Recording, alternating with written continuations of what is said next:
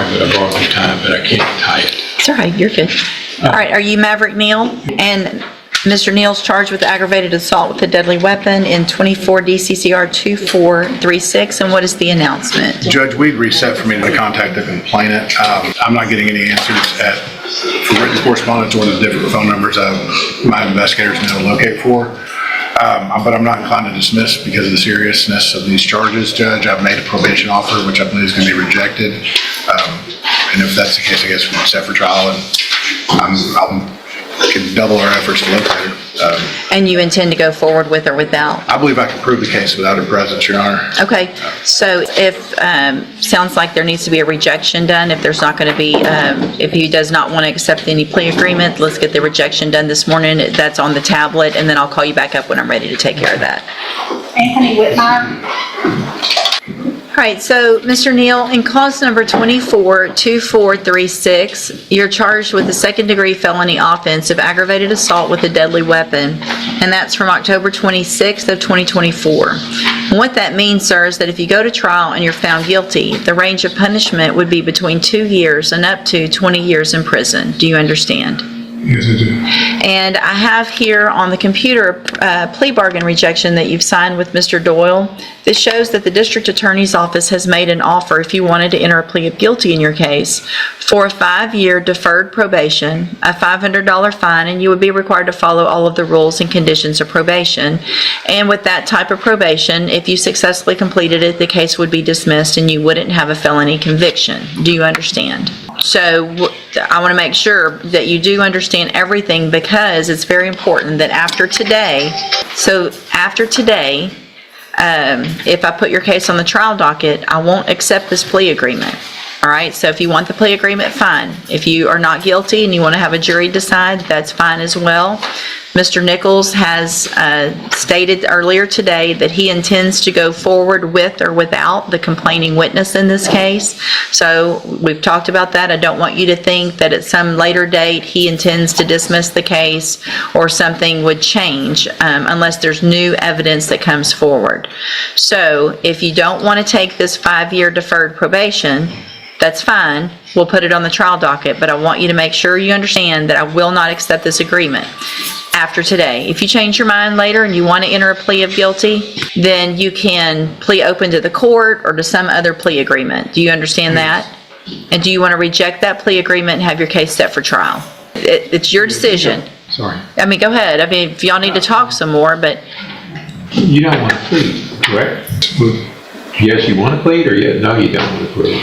That's what we've been talking about outside. So you've been talking about it with Mr. Doyle? Because I'm not understanding. What are you not understanding? It's been 4 times, right? I don't know about 4 times. He's talking about the docket calls. Okay.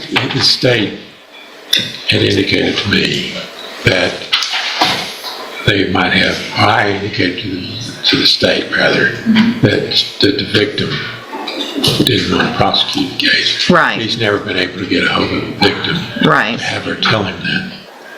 He feels like he's been up here enough that I have the authority to make the state dismiss it, and I don't. No, correct. So Mr. Doyle is doing everything he can with trying to negotiate with the district attorney. And it is legally possible for the state to go forward with the case without the complaining witness, and that is what they intend to do, according to Mr. Nichols, correct, Mr. Yes, Nichols? So with or without her, they're going to present the evidence that they do have to a jury if you go to a jury trial, and then that jury can decide whether or not you did or didn't do what they're charging you with. So today is the day to decide if you want to go to trial and let that jury decide whether she comes or not, case isn't getting dismissed, or if you want to enter a plea of guilty to the offense for that 5-year deferred probation. So you want to have a jury decide.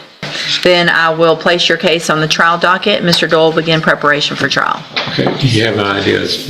They'll send you that date. We're about 3 months or so. Okay. Okay. Yes, sir. Thank you. You're free to go. Mr. Bennett didn't have the setting on his calendar, and he hasn't made. We're going on the lesser included robbery. Thank you.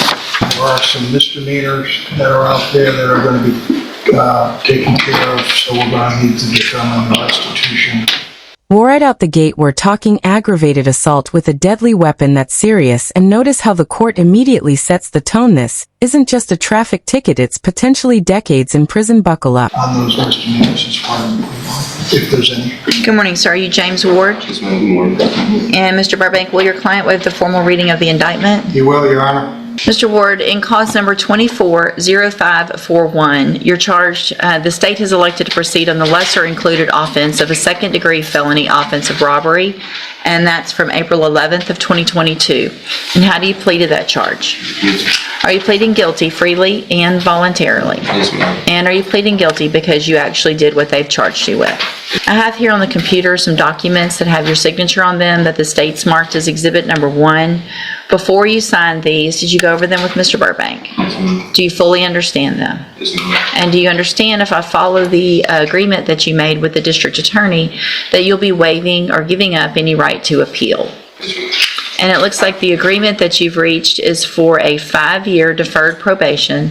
There would be a $500 fine, and you would be required to pay restitution that would be determined between now and when we come back for sentencing, and there would be dismissals in the misdemeanor cases. Is that your understanding? Yes, ma'am. Do you also understand, if you're not a U.S. citizen, that a plea of guilty or no contest may result in your deportation, exclusion from admission to the country, or denial of naturalization under federal law? State tenders number 1. No objection to one. It's admitted. Any evidence that Mr. Ward's not competent? All right, sir, I'm going to find that you entered your plea of guilty freely and voluntarily. Find that you're mentally competent and you understand the nature and the consequences of that plea. Find sufficient evidence to find you guilty. However, I'm going to reset your case so the probation department can do a pre-sentence report. That'll give me more information about you, your case, and then we'll figure out restitution, and we'll come back later for sentencing. Yes, sir. Your Honor, there's a case that was received by our office just a few weeks ago, not yet indicted, for evading with a motor vehicle. The offense date is from December of '24. Okay. Should that case get indicted, we will be running it concurrent with this. Okay. If I it gets don't think a decision's been, or I don't think it's been presented to the grand jury yet. all right. Pay raise the kicker 2 to 20 years. That's a huge swing, folks. One wrong choice here, and it's life-changing. You can almost feel the weight pressing on Mr. Neal's shoulders. So obviously, if that case gets indicted, the understanding is that you would come in, we would do the same thing on that case, and you would have a probation that would run at the same time as this one. Is that your understanding? Yes, ma'am. All right, you need to stop and talk to probation on your way out of the courtroom, and she's sitting at that desk right over there, okay? We'll see you back at sentencing. Yes, sir. This is the heart of Courtroom. Tensionando. You gamble on a jury trial or take a guaranteed but limited probation offer. It's high stakes, and you can see the mental tug-of-war playing out right in front of us. Legally, the state can proceed without the victim. That's a twist that many viewers don't realize. Your presence isn't always required. It's all about what evidence the prosecution can present, and the jury ultimately decides the outcome. Notice the courtroom efficiency here. Mr. Ward understands the consequences, the plea agreement, and what giving up appeal rights means. This isn't just signing a paper, it's legally binding. Filtering and final courtroom drama distilled. One decision can change a life. Plea deal. Strial evidence probational of it looming like a storm. You really get a front row view of the pressure, the choices, and the law in action.